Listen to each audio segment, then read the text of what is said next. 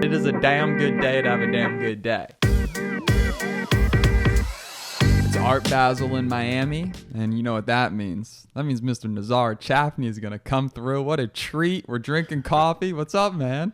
Good to see you. It's been a while. It's been a while, and it just feels like yesterday.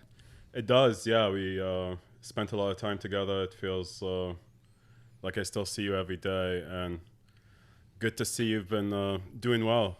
Serendipitous. Yeah. We've been rocking and rolling the entire journey. Your journey is absolutely astounding and admiring. For me, for everyone that understands, I worked with Nezare for 5 years when we were building Trueface, and saw it from the early stages where it was just myself, you, and Sean, and with a facial recognition device called Chewy, which was basically sort of like a device that allows you to open your door with your face, and to see the progression and everything that happened throughout that journey to eventually leading into a successful acquisition of the company. It was just remarkable to see that firsthand, and it built so much respect and just admiration for you and Sean, because you guys accomplished what 90% of business owners never ever get to feel. So congratulations, and man, let's get into it. Thank you. I appreciate it. Yeah, it does. It feels great, and I'm thankful for everyone that helped along the way. There's definitely a luck factor. There's definitely some luck to it, but I would say it's mostly persistence and being one of the last few companies standing, for example, in the industry. And I think a big part of it comes down to that. It's definitely right place, right time, but with the right people. I mean, the crew you put together was just absolutely outstanding. All of the engineers. I just want to give a quick shout out to Chinmay, to Cyrus, to Manuel. Yeah, some amazing. of the OGs, Mason, Chris, Omar was in there. Just a lot of OGs that helped build the company, and what a great family that was built in the process. Yeah, somehow we managed to attract different but like-minded individuals in many aspects, and it was a great team. It definitely it takes a special team to endure the uncertainty and the fast-paced environment that we had to work in for many years. And I have a first-hand view of just sort of your personality and how you work and get stuff done, and your ability to just be sort of addicted to technology. I mean, you have a squirrel brain in the best way when it comes to tech. I mean, that's true. I mean, I'm not gonna object to that. You're working on like 20 different projects at once, and not because it's a lack of focus. It's because you find so many things so fascinating, and you're able to put things together. I mean, you're literally like what a CTO should be. And it's remarkable. When I hang out with you, it makes me want to start 4 or 5 different types of companies. Number one, because you have the tool set, you have the ideas, you're deep in that world, and you've done it already. So it's really exciting what's going to happen next. Thank you. Definitely, it's good to hear. And from my perspective, it's partly the love of learning as well. I do like learning new technologies, and very often I don't know anything about them before I order something or touch it or get started with something. And that's the case for many people, and I really don't think it takes any special kind of knowledge or intelligence to do that.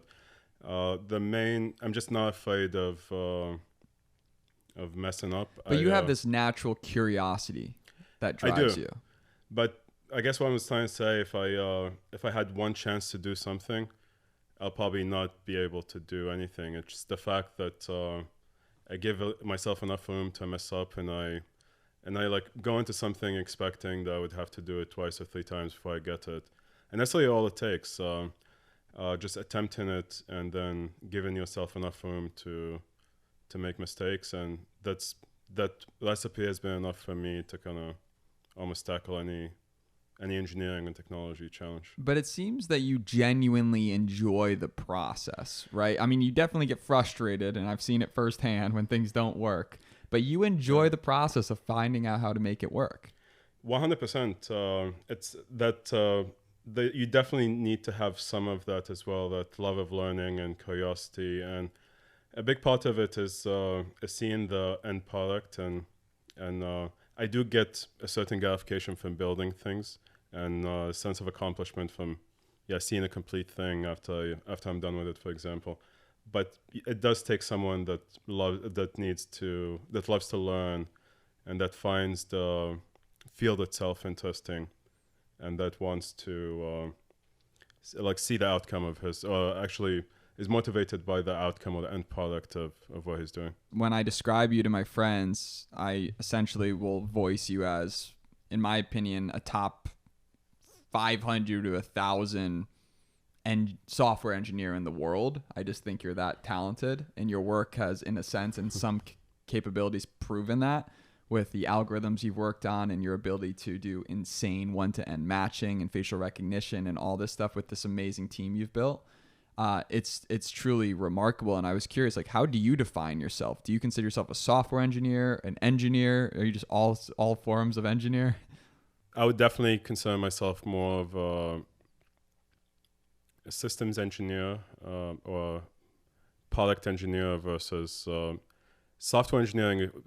Is definitely the thing I spent the most time on and was my day-to-day occupation for a long time. But I do enjoy the mechanical aspect of product making, industrial design. I do like electrical engineering as well, and I love putting products in full together from like the software, the electrical components, all the way to the enclosure that houses it, and being able to do that allowed me to prototype my ideas from A to Z, for example, and it's definitely a good skill. At the other side of it, I would like to mention it, just kind of being exposed to all these different ideas, even though sometimes they don't overlap, was very beneficial in that the knowledge definitely trickles down into other fields. I was a computer vision engineer, and when I picked up a camera and tried to use it for the first time, I realized that I knew a lot of what was going on. And a lot of times you find that it's actually more simple in your mind than you perceived it to be. 100%. It's one thing you learn. Every complex system is built in a series of steps, and you have to kind of break it down into individual components and build on it step by step. What I'm trying to say is, however the complex the system you look at is, they've started building it from a single step, and that's the way to go about it. Essentially, just kind of figure out what the first thing you need to do to get started, the second, the third, and think in terms of steps. If you try to kind of build the entire complex system from the get-go, it'll be very difficult to essentially break it down into steps. Is the advice I was trying to convey here. Yeah. Well, it's interesting because I've known you so long. I just jumped right into the juice, but I think it'd be good for just the listeners to kind of learn a little bit about, who you are, your background, and sort of where you came from, the Moroccan journey of Nezare. It's definitely as confusing of a background as my interest in occupations. I grew up in the Middle East in Abu Dhabi. I was born and grew up in Abu Dhabi. My family's Moroccan, and went to school in Dallas, of all places, to SMU with Sean and Mason. And after graduating, I moved to Morocco to live with my dad for a couple of years and had the chance to run for parliament. So I ran for parliament on behalf of the Istiqlal Party, which is the oldest party in Morocco, and actually the party in power now. And at the time, it was 2011, so it was a time of change in the region. People were worried, and it was definitely an opportunity for a young person like me to try and get the nomination in Casablanca, Ireland, and in one of the poorest areas of the city. And it's called... and you did it in complete... You said you wanted to change this, or did you do it just as like a screw it, let's do it? No, I definitely had some ideas, if not universally approved by everyone over there. But I definitely ran a different campaign. and this was in 2011. I still have a Facebook page and forums for people to kind of reach out to me, and they were super active. I ended up with a few thousand people by the end of the campaign. I had a website as well where people could contact me and submit issues. I managed about 300 people during the course of the campaign, but I lost, and I finished 6th out of 24 candidates. The top 3 got seats in Parliament, and I'm definitely very happy that I didn't win. It's something I can do in the future if I want to, and my life as a technology entrepreneur and living in all the places we've lived and working together and traveling was definitely more fun, I would say, than being a parliament member. So tell me about the journey at SMU. So even the beginning of starting to work on Chewy and sort of the journey into entrepreneurship. So myself and Sean have always known that we were going to start a company post-graduating. We talked about it a lot in college, and we actually did start one in college together. And that was perhaps the first iteration of what was later to come. It was definitely a cultural shock at first and a great learning experience. All of a sudden, I was thousands of miles away from any oversight or family, and it was completely up to me. Do you think they kind of reeled you in a little bit? Well, in the first semester, I went completely loose, and which is chill. I mean, it's college. That's the point. Exactly. But I recovered from that in the second semester, and eventually realized that it was completely up to me if I wanted to kind of succeed at this or not. No one is gonna force me to, or watch me, and You took life into your own hands. Exactly. SMU was kind of a coming of age experience in that sense, and at the same time, it was the first place where I kind of found my passion for learning new things.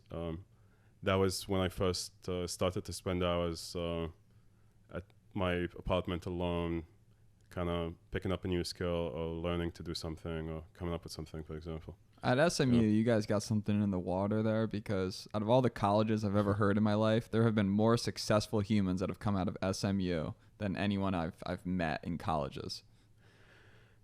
I would agree with that. I don't know if it's the water, the environment per se, or anything, or just luck or chance, but it's definitely been. I think it's partly the support group that exists over there, the fact that it's a great school for networking, and just by going there, you're in touch with a lot of good people that can help you afterwards, that can guide you, put you in touch with investors, help you find employees, the skill sets you're looking for. That's cool. They have a cool program, it seems. Yeah. It's interesting, just throughout the whole journey of going through we talk a lot about entrepreneurship on this podcast. We talk a lot about top performance, people that are, achieving incredible results. And one thing I love highlighting is that a lot of the people on the show, they're very normal people that just decided they're going to do it. And just that commitment of deciding you're going to do it already puts you above 99% of the world, because most people just won't do it. They're always in idea mode, never execution mode. When you look back on the journey from all the way from you knew you guys were going to start a company all the way to having a successful acquisition, and when you think about it, what are maybe some of the biggest core lessons that you learned in the process that strike you now as something that you almost wish you would have known when you first got started, that you had to learn the hard way? When we first started, we naively believed that a lot of our assumptions are gonna hold, and even though we expected for some of them not to hold, but we were still kind of sure about our knowledge of the market. And the core lesson is to give yourself room to make mistakes. The core assumptions you initially make, will never turn out, in my opinion, in my personal experience, almost never turn out to be true. And if you stake your entire company's existence on it or your future, it might be a much harder to recover from than if you kind of walked into it with that mindset. I think that's, like you said, people sometimes get stuck at the execution step. I do totally believe it's the hardest once you take that first step. From my personal experience, everything just seems much easier than you expected it to be. Totally. It's almost like stepping into the darkness or the misunderstood. Yeah, exactly. And all of a sudden you realize your pupils open and like your eyes adjust. It's not as crazy as you think, or you start to see it from a different angle. Yeah, exactly. Like you said, it takes a special kind of team to. Our team was definitely special, and it's an iterative process. It was a trial and error to kind of put all those people together. It's interesting because I know you're very humble when you talk about it. And I think that one thing a lot of companies always experience is there's a lot of dysfunction in many different companies. Like everything isn't a perfect, beautiful yellow brick road trip to success. I mean, there's ups and downs. There's internal fights. I mean, I remember Sean said something once that like you and Sean were almost married. You know, you're like a married couple, and there's a lot of things that go with that and the relationship. And the reality though is the net is you built an amazing team. Trueface was amazing. It was incredible. And what you guys did was just outstanding. And I just think that, I mean, I always just preach that, but I mean, you should feel so proud of the accomplishments, because I know you're so critical of yourself all the time. You kind of always think what you could have done better or this, but there's so much good that you guys did and came out of it. And it's extremely impressive. There's a couple of aspects to it. For me, for example, because I see this every day, I work on this stuff every day, it's a little bit of like knowing how the sausage is made. Like it doesn't feel special to me, as opposed to like versus someone who sees it for the first time. The other side of it is, like you said, it takes a good mix of skills and personalities. And I lacked emotional intelligence. Sean is extremely emotionally intelligent, for example. And we had many different, if you look at the engineers in the company, there's a lot of different attachment styles. Some were very motivated by success and exiting and making money. Some wanted to be thought leaders and be known as great engineers or scientists. Some essentially wanted to be part of a group, and we understanding that type of attachment style and having a good mix of personalities in the company definitely helped. So you think that was sort of a vital, if you could call, recruiting skill you learned, is to really get to the bottom of what people and engineers that are thinking of joining your team really want? 100%. From a psychological point of view, if you were aware of that, it would definitely help you motivate them better and manage them better. The other aspect of it, I would agree. Yeah. What do you think's like the biggest component maybe of when you're putting together an actual team? Like what do you look for in people? Like what are some of the attributes that stand out? Do you think that it's the Harvard grad that just excites you, or like someone with a great background? Is it certain skill sets? Is there certain aptitude tests or things that you find that have historically produced amazing engineers? Like what are some of those qualities that you look for when building a team? To be honest, what I love most is curiosity and being proactive, having tried to do projects on your own before. That I value that learning experience a lot. Other than that, I really don't care about the degree or the education. Or we typically in the technology industry we have different types of skill tests and like pair coding exercises that signal how we would work with us, for example, or kind of give us an idea of what your style is and your ability to work with us. But I think the best signal essentially is being like having that curiosity and entrepreneurship drive yourself. Because we definitely, when you're a small team, we expect every single member of the team to own his individual department and to treat it like his own business or baby in a way. And I feel like seeing that on a resume is a good signal for someone that can own his particular responsibility. For me personally, that helped so much, the need to wear many different hats, right? And to go from two essentially different industries. We went from hardware to software, and to figuring that out, and just that whole shift was a number one, a huge pivot, but it's being open to that pivot. One thing that frustrates me when working with any company is companies that just don't want change, right? Because life is forever changing. It's even hard when people ask you, what do you want to do when you grow up? It's like, I can kind of see where I want to be in 3 years, but so much changes. I mean, who I was 3 years ago is so different than who I am today. Do you feel that? 100%. And hearing you say that, I did not honestly, and it's like think a lot about the effect it had on the sales team.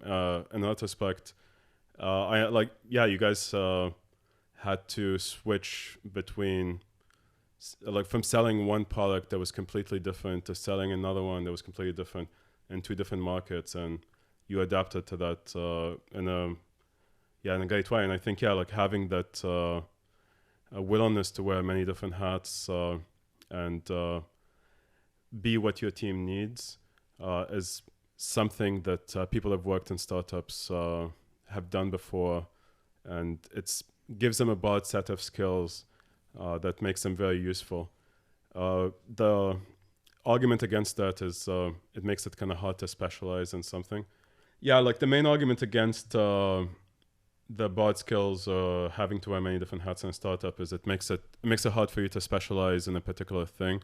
For example, I as an engineer, I could have spent all my time developing AI models and becoming a great AI scientist, for example. But I spent a lot of time building the SDKs or the licensing portions of the product or the back-end portion of it. And it prepared me to be able to build a product from scratch again in the future. But arguably, you could say that you did not spend as much time as you could have in becoming a great AI engineer or computer vision engineer, for example. But from my experience that comes later, we had to wear different hats in the beginning. If you find a sustainable way to operate, you'll find that everyone's falling into different into their specific roles and starting to specialize. And that's what happened with us eventually. Well, you definitely have to wear a lot of hats, but also you have to step into roles you're not comfortable with. And that process is very eye-opening. 100%. I think in that case, some people might use the phrase, it doesn't give them joy. But I personally have never kind of experienced it in that way. I may not have enjoyed the work, but I did enjoy doing it and the steps closer got me towards my end product. Well, it's interesting because, leadership at some level, if you're going to be a great CEO, if you're going to be a great CTO, you need to know a little bit about everything, right? Because you need to be able to intelligently speak to the lessons of every different department. You need to know and be able to call out bullshit, right? If somebody is or isn't who they say they are, which in sales is tough because in sales world, it's sales, people selling you on certain attributes. But you need to know at some level, a high level overview, but it seems that early stage is all about proving the concept. It's all about realizing there's something really here. So you're wearing, the multiple hats of engineering, you're getting the sales and marketing engine running, you're getting the funnel set up, you're trying to get that initial customer, or that initial customer starts to use up all your bandwidth, and now you're like, shit, are we spending time on the right people? And then eventually you get to a point where people believe in you, you might potentially raise money, and now you can start specializing in some of those niches. It's interesting, just the life cycle of it. And once you start to do it, I mean, just going through the process with Trueface, it gave me a lot more confidence because I was able to see, with your and Sean's guidance, that it's possible, right? It's not always easy, But it's Yeah. possible if you stay committed, and that's what you guys did. You never gave up. Wasn't perfect, but you never gave up. You constantly improved the technology. You were good to your people, which is, I think, the most important thing, that deep down you guys all respected everyone. And that's why you guys got so much respect. And you did great things because of it. So I think there's a lot of like core valuable lessons there. Totally. The way we approached Chewy and Trueface, we, like you said, you initially need to prove the idea or de-risk it somehow. You could potentially get a small amount of seed funding to do that, but most likely you would not. And in our case, we made Chewy. We did a crowdfunding campaign, which we collected no money, but we got about $300,000 in orders. And that kind of served as that validation. We used that to raise about $1 million. And we, in the process, realized that it was not the best product we could pursue. And that's when we pivoted to software. The way we approached that as well is we went fishing for the best market fit or use case, and quickly realized it's a double-edged sword. We had big clients in many different, completely different use cases, from DoD to security to commerce, for example. And at that point, we realized that specializing meant saying no to some of those businesses and some of those money avenues. So we kind of ended up with a few loose market fits initially. And that's something you need to be conscious of if you go fishing, for example, for a market fit, or if you approach it with a very open mindset. You could potentially decide to be in a particular problem space, but not know exactly what your product is. Start with something relatively small, and then Gotta niche out, yeah. Exactly, but if you have a technology that can be applied to many use cases like ours, the possible, it's not an easy process. There's possible side effects that you need to be conscious of and need to have a plan for managing. I think And one that's thing what that I personally found kind of crazy throughout that journey was certain clients just have so much more time intensiveness that you need to deal with them. There's high maintenance clients and there's non-high maintenance clients. And a high maintenance client can drown you. Totally. That's one thing I learned from our company for future endeavors. We can definitely... I'm just going to move your mic closer because you tend to go back and back. Yeah, there's a good saying in the computer science industry. It kind of summarizes into doing the easy thing by doing the hard thing first. And I've experienced that in the process of building machine learning models or AI models versus rule-based algorithms. If you have a complex process, it's almost always easier to, in the long run, to approach it from a machine learning approach versus trying to develop a rules-based algorithm for it. If the rules eventually, as they go, they start to conflict with each other. It's like a combinatorial explosion problem. Sorry, what were you like? Yeah, but one thing you just got me thinking about. So you're saying that you almost approach a lot of problems with the machine learning approach. Okay, the support aspect. So in our case, for example, we always build product the fastest way possible. But I learned the hard way that it's much easier in the long run if you think through the support, maintenance, and testing aspect of it from the get-go, and answer all those questions, automate as much of it as you can. The best way for small teams, like... So you think of maintenance and support before building it. Almost what are the questions that are going to be asked? Exactly. And even from a core engineering approach, doing test-driven development and ensuring that all your code base is tested is honestly the easiest way to build a product in the long run. It seems daunting and annoying at first, and I was one of the main offenders in terms of not testing. not following that approach and writing tests after I actually make the product. But it's always from now I've grown up and I see that the easier way in the long run is to actually go through that stuff first. Support in this support-wise as well. The easiest or the best way for small teams like ours to do more is with automation, and you can definitely automate a good aspect of the support process and do it recursively and iteratively whenever someone asks a question, whenever you solve a problem. You can quickly find yourself building a knowledge base that includes most of the problems that people hit. What are some of those favorite tools that you like to use for those support things that just jump to mind that are money for automating? Nowadays, I would definitely recommend using an AI-based search question tool or even a chatbot. But GPT-3, for example, does the search question. You can, if you have a company with existing support materials, you can take that, ingest it all, like add it all to the model, for example, and then you would end up with something where I could ask a question and it will direct me to exactly the best part of the documentation or the example code that would solve my. And again, it's an iterative process. The first iteration of it might not be good enough to reduce the, or like it will definitely reduce the burden by a little bit, but it may not get you to the percentage you want, but you will get there with iterations is my point. I love what you said about you approach everything from a machine learning perspective.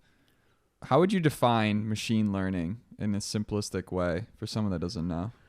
So I was using that example as opposed to making a rules-based algorithm. So machine learning is just an automated way to come up with an equation that links inputs to outputs.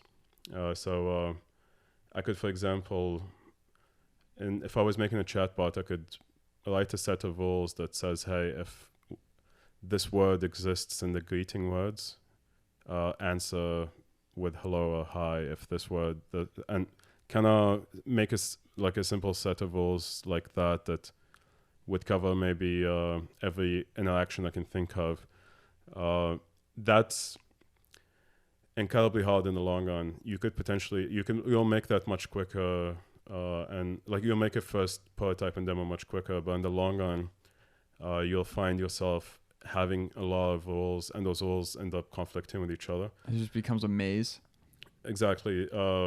It's machine learning, on the other hand, will approach it from an input-output perspective. The input can be, for example, what you say to the bot, and the output is the correct response the bot should say. And in this particular use case, if I was to delve more into the details, the words are inputted as numbers, and the numbers have semantic meaning. So the word table and kitchen are closer number-wise than the word kitchen and street, for example. So the AI model is able to learn from that, from the occurrence of those words and their semantic meaning, and essentially answer. It's much easier in the long run to approach that problem of question-answer knowledge-based search or a conversational interface from a machine learning perspective than from a rules-based perspective. So when you think about the machine learning model, essentially you need to input a certain level of questions and give it answers. So if you were to apply machine learning to, let's say, something as simple as a sales funnel, you could build a model that says if a lead comes here. And I guess all sort of sales marketing tools use some level of that, because it's kind of like a if then what, but it's linked together in a much more detailed way. So the one thing to keep in mind is it only becomes useful to use a machine learning model if you have many of those if then that type of rules. If you only have a few, then it's much better to write an algorithm to do it, for example, just a set of rules. Yes, in marketing and sales, there's definitely, we've done high and low touch outreach before. high touch was a time consuming part of the sales process. We one use case, for example, that you could use machine learning for is you can train an AI model to write the high touch outreach messages based on a LinkedIn profile. So in this particular case, the inputs would be like a paragraph that includes the name, the occupation, the industry, maybe previous work and job and titles, etc. And you can. The input in this case would be the message, like the previous messages. You can go through your LinkedIn, for example, pull all those messages and the profiles, and it would be profiles and output is the message. And you can train a model to basically write high-touch outreach messages in your style. Later, you can give it a LinkedIn profile, and it would write the message for you. And you can even do some of the low-touch techniques in terms of sequencing it and automating the follow-up, etc. There's definitely a lot of use cases in sales, a lot of use cases in marketing, and like I said, sometimes it ends up being the easy thing to do in the long run versus a seemingly simpler approach. What are some of the first steps to even enter into that world, just learning SQL and Python? Yeah, to be honest, it does help for you to have an understanding of how the technology works, but you don't need to understand deep learning, for example, or the inner workings of a deep learning model. In the case of GPT-3, all of that has been abstracted away for you. It's a REST API on the cloud with a very clear set of inputs and outputs to expect in the response. And in the case of the question search, for example, the chatbot, you just put a document together. They call it essentially it's a type of JSON list document, and you make a document like that with all your content, upload it, all the training and everything happens in the cloud, and then you're able to use it. All of that is abstracted away for you. The more you do it, and if you spend a lot of time into it, you'll find yourself wanting to kind of improve on what exists out there, or come up with your own specialized techniques. And you may be incentivized to learn it more. But yeah, it's fun, and you don't have to know how it works to get started with it. Okay. I love that. Thanks for diving into it. And just to kind of change the subject a little bit, one thing that I always just geek out on is whenever I see your Instagram stories and I see what you're up to, because you're a mysterious man. I mean, you're here, you're there, you're all different places, and your mind is very creative, and it goes many different ways, which leads you into these crazy adventures. One thing I find fascinating about you is your love for machines. You know, after you had the great success with Trueface and stuff, next thing you know, Nezare is racking up all these amazing machines, and you're building a straight, engineering production warehouse type vibe, and you're constantly learning both the hardware and the software component. It's almost like your love is for all. My love is for general product creation.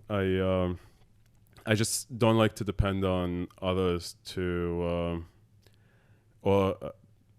we've had bad experiences, for example, with the development cycles in China a long time ago.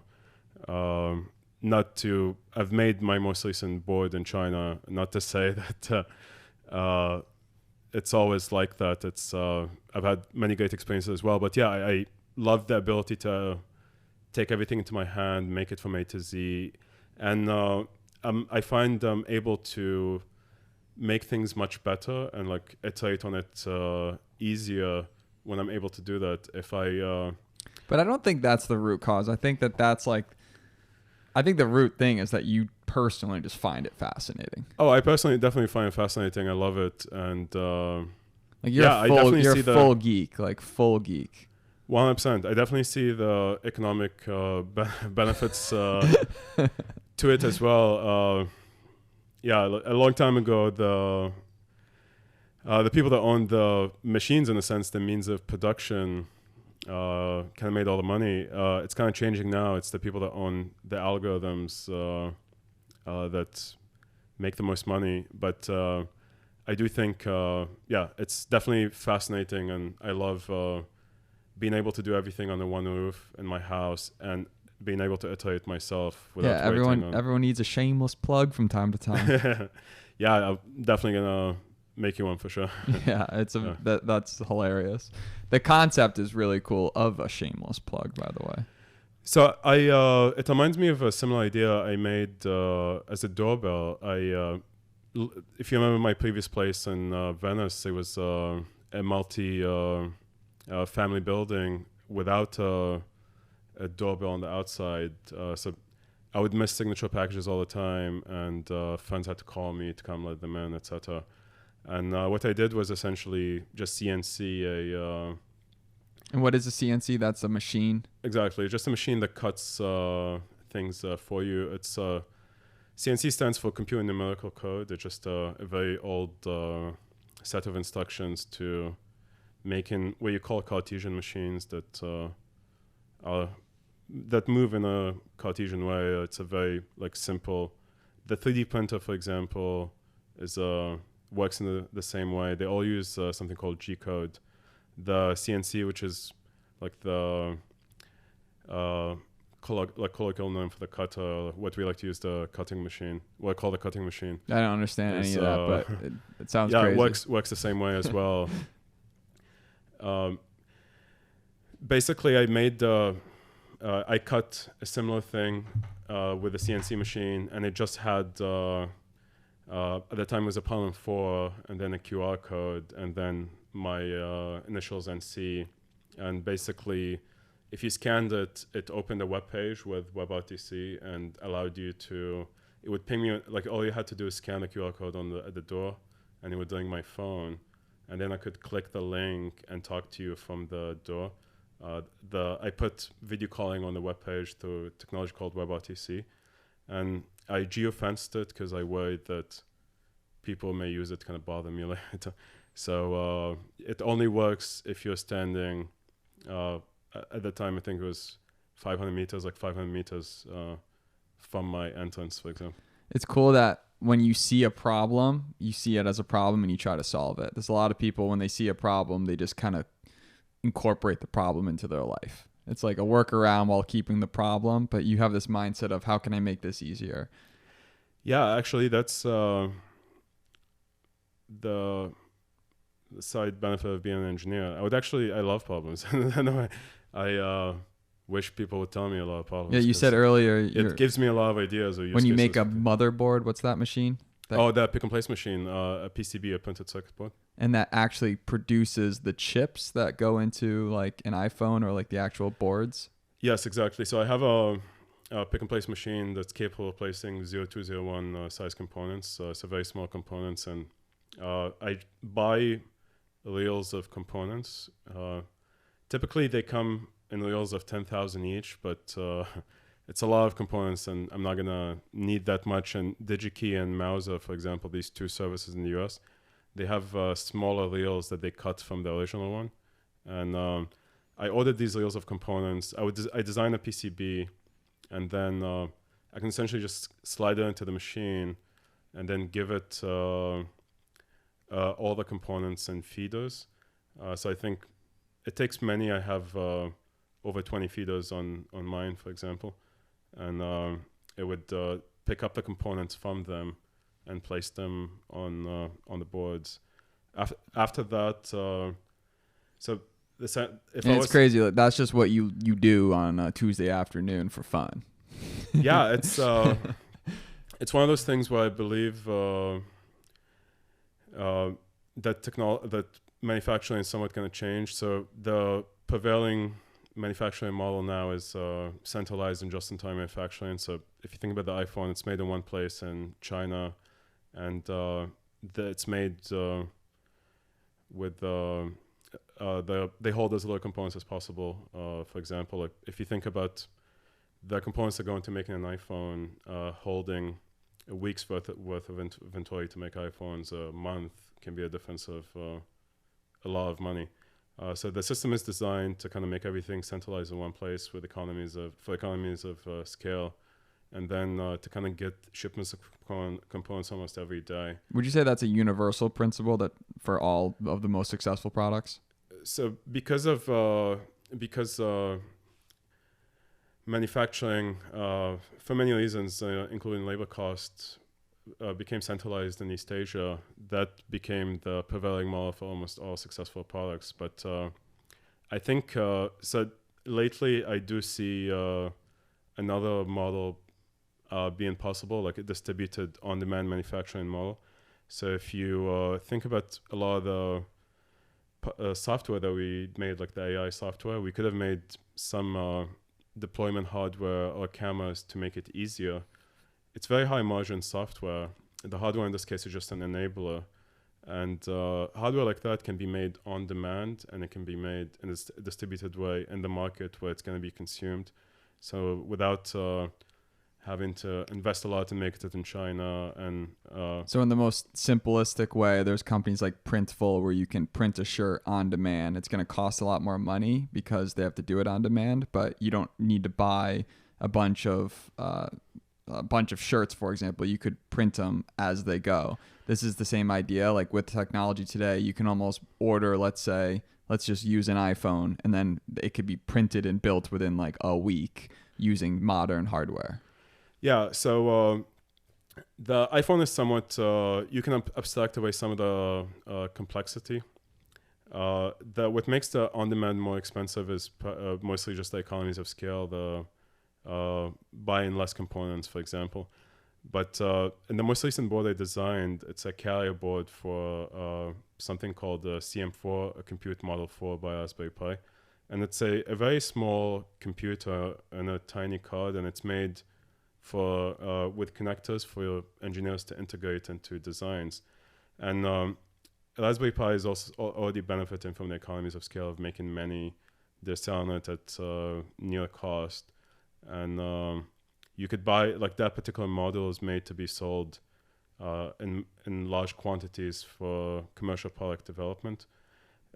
So designing with what you call system of modules or a compute model like this one can abstract away some of the complexity, and I can make a simpler carrier board on demand, and then just kind of, and the advantage of that approach too is you have very often many different kinds of many different options of that particular brains, for example. So like it can come with 2 gigabytes of RAM up to like 8 or more, like very like small, like 4 gigabytes of flash storage, all the way to like 32 and more, for example. So depending on the use case and how powerful it needs to be, you have many options, and it's as easy as like popping one out and like putting the other one in. So I do think there's a lot of products that, especially the niche high margin products, be it for defense, for example, security or analytics, content creation. There's a lot of products that can be made in the US and maybe not purely on demand, but in a smaller batch type way. So you're saying almost that this new technology is, in a sense, making the US have more of an opportunity to be more competitive with, let's say, a China in terms of being able to do this in our backyard. Well, I don't think it's just the technology. China, like middle income in China is going. I'm sorry, the middle class in China is going. The income level is going, and it's becoming much less economical for companies to manufacture there. That's why a lot of Chinese companies are setting up factories in Africa, where the income level is still low. For example, Apple announced that they're about to start manufacturing iPhones in India as well, and add the trade war and the tariffs as well, which made I had to pay at least, I think, 20%, if not more, on that pick and place machine to bring it here from China, just in tariffs to border control. There's an obvious upside to moving it. There's definitely an obvious upside to beyond the like tariffs and shipping costs, etc. to having it here and to making some stuff here. It depends on the product, of course. I do think there's a large category of products that can be made here successfully and that can be very profitable. The other aspect of it, like you said, is the technology, is the fact that in my house now I have an injection molding machine, CNC, so I can, if you, the MacBooks are single CNC'd single pieces of aluminum, so essentially they're cut with a CNC machine the same way, albeit perhaps like one that has more accesses. So you can, under one roof, I can make an enclosure that looks like the MacBook one from metal. I can inject plastic to make, I don't know, holders for the inside or something like that.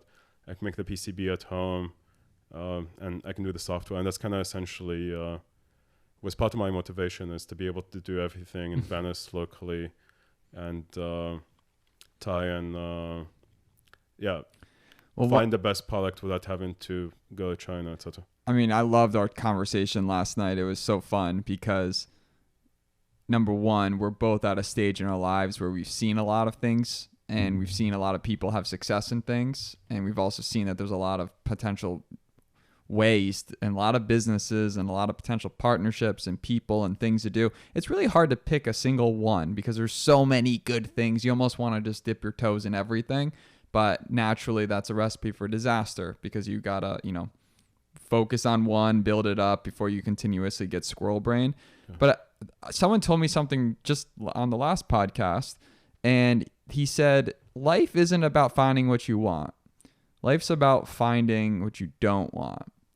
And I thought that was so profound because I always get these things in my head that I'm like, yo, if I just get an ice bath in my backyard, I'm going to be happy.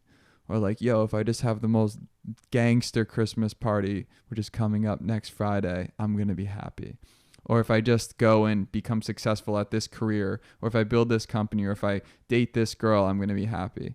But generally speaking, life is a pursuit of trying to find the things that fulfill you. And it's a giant game of up and down, cat and mouse, and rejection. I feel eventually, if you keep playing that game and you keep chasing what you think might bring you that next level of happiness, you find what you don't want to do. And you get closer to doing things and getting into a routine of things you want to do. Do you ever feel that way when you're thinking about building a company or you're thinking about choosing what you want to do next or work on? It's definitely good to look at it from this perspective. I don't think I've done that before. But what you just said kind of makes me think of my brother, for example, as well. I think he's the type that would enjoy software engineering, but he doesn't want to tie it. And I wonder, is he the rapper one? Yeah, exactly. And I wonder if he's finding the thing that like. Well, he's like a famous rapper. He is. What's his name? His name is Ray Tenabik. His group is the A6 Gang. I'll send you some links for it. It's good and like pretty funny as well. Shout out. But it's. I feel like I wonder what if I was to look at things from his perspective, what things that I don't want to tie that may end up being fulfilling or that I may like, for example. That's what comes. That's what comes to mind now. Yeah, it's interesting, and I'm really looking forward to whatever you touch next because. In terms of to be honest, I do work on things. I do believe in finishing things, persisting with things as well. But I do believe in like noodling and learning as well too. And that's kind of how I approached a lot of these things over the past few years. So, by the way, I never touched a 3D printer or CNC machine or pick and place machine before I bought them. It's always one of those things where I just buy it. I have no idea even how to assemble it, and I would kind of just like you get yourself in over your head, and you're like It honestly just takes that first step, like attempting it, and then it turns out that it's much easier than you expected it to be. I love that. That's like the biggest truth bomb principle for all the listeners. I mean, it's just taking the first step. Yeah, 100%. And then the next step. Yeah, so in recently, to be honest, I've just been in a learning mindset, tying as many things as possible. But I do certainly believe in persisting with something once you see it and start it. But at the same time, having an open mind to seeing another opportunity, a better opportunity to pivot, for example, or another opportunity that comes along. Totally. Yeah. Yeah, that's the way of the Nezare. That's the Chafni way. All the contradictions inside. All the contradictions. You gonna move to Miami or what? I'd love to move to Miami. It's incredible. I mean, I'm seeing coconuts right outside. Isn't that a vibe? You just Yeah. see I mean, you get coconuts in Cali too, though, so it's not really. Yeah, I mean, I haven't seen ones that. You don't get coconuts in No, it's Cali? just palm trees. That confuses me. What's a palm tree without a coconut? You got palm trees in the backyard, no coconuts. I do think there's. I don't think that's true. I think all of them have coconuts. No, No, palm not all trees of are them. different Like than coconut trees. the palm trees we have in the UAE and Morocco, some of them they produce dates, like even the ones in California, and then some of the other ones they produce. Is this the one that like becomes? Is this like a green coconut or is this like regular? I think that's those ones are the green. They start green and then Oh, so they eventually become like. right. There's 3 stages. There's green, Okay. then yellow, which starts forming the inner shell, and then brown when they fall. That's the hardest shell and the sweetest coconut water.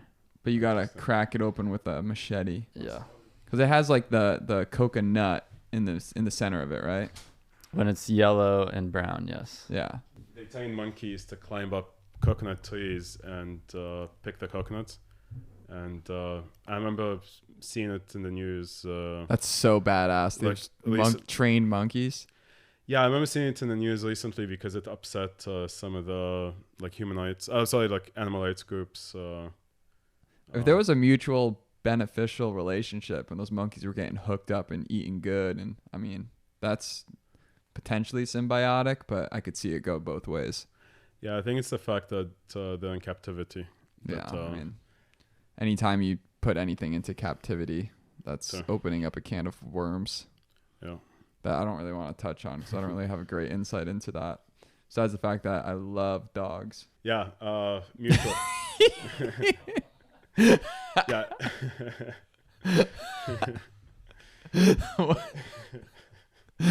Farmers in Thailand are still using monkey labor to supply coconuts to the international market. That's crazy. Coconut laborers. We went from sharks with freaking lasers to straight coconut laborers. What's crazy about coconuts is how many people die each year from falling coconuts. Seriously? There's more fact check me on this, Sky, but I believe that there's more deaths from just coconuts falling off trees than there are shark attacks. I'm almost sure of that. There are so few shark attacks, so it's an easy stat to beat. But coconuts falling on people's head is a significant source of death. And it makes sense because you have no idea when they're falling. It's like a hazard everywhere you go. I guess that's disproven, the shark coconut thing. It isn't? It's disproven. So more people die from shark attacks than coconuts falling? Yeah, so if 10 people die from shark attacks, 2 people die from coconuts. I'm going to have to see another fact check on that. That's crazy. This is coconutinformation.com. Oh, yeah, that's biased. The first thing on Google is no, 150 people are not killed by coconuts each year. So it's not looking good. I don't know. They probably used coconuts in the early days just as straight weapons. Those things are macho. Imagine just getting hit with a catapult of coconuts. Those things would rock your world. I guess rocks would be better. Anyways, I remember I walked under this sculpture, and by sculpture I mean just like a building at a college dorm, and an icicle probably like 6 feet tall just fell right in front of me. It dropped about a foot in front of me. And I stopped after it just shattered. There was this girl to the left of me, and we both just looked at each other like we just came this close to just death. Are you kidding me? It was a gnarly experience. I can imagine coconuts be doing that all day long. Yeah, I see your lights out there getting smashed by coconuts. Don't fool me. No, there's 2 on the side are smashed. Really? Yeah, Which the second side? one went. Which side? Right over here. Oh yeah, those ones got smashed. Yeah. Yeah, I think one was more recent, but. Anyways, we should wrap this up. I do love that talk though. You know, it's great. But for another time. But the reality is that the world is a better place when people can design, can do, and take advantage of their lives. And in my opinion, I know I'm a sales guy, right? I like people. I talk to people. I like marketing. But when it comes to engineering, I'm just so in over my head. So when I see someone like you and these engineerative types of people that see a problem and solve it, like our friend Michael from Weejits, he's a certified engineer, has all these different patents. When I see people that love challenges and create solutions, it gets me excited because it just goes to show that you can turn anything into reality. And you've been an amazing teacher for me to be able to learn that lesson and apply it into my everyday life. So number one, I appreciate you for that. And there's a question we always ask everyone that comes on the show. And it's sort of like our last question. And it says, if you could go back in time and the current you could talk to the younger you, imagine you're like 16 years old and you're talking to yourself and you're, hey, Nezare, it's you from the future, man. No, you're not on any mushrooms or anything. This is real life. And you could have told yourself 1, 2, or 3 things that could have saved you a ton of time, money, heartache, headache, any of those things. What are some of those maybe core lessons you would have told a younger you? Tell myself to persist. I don't think I was as conscious of the value of persistence. And I would also kind of highlight like the nurture versus nature. I do kind of don't think it's I think engineering is doable for most people, just like sales is probably doable for most people as well. I think it's really just kind of being nurtured and kind of taught like a set of skills to kind of think that way. And the other aspect of it is just to maybe not like be as stressed or like not take life as seriously. It's not, it doesn't really change anything. Just do your best essentially, but take it easy. Let's run through a wall. Let's go. I love it, man. Well, I appreciate you. Is there anything else that you'd want to share to anybody in the world of wanting to start a business, wanting to get into this world? Anything else you'd want to share? Take that first step. It will become much easier once you do. With that said, we appreciate you, brother. It is a damn good day to have a damn good day.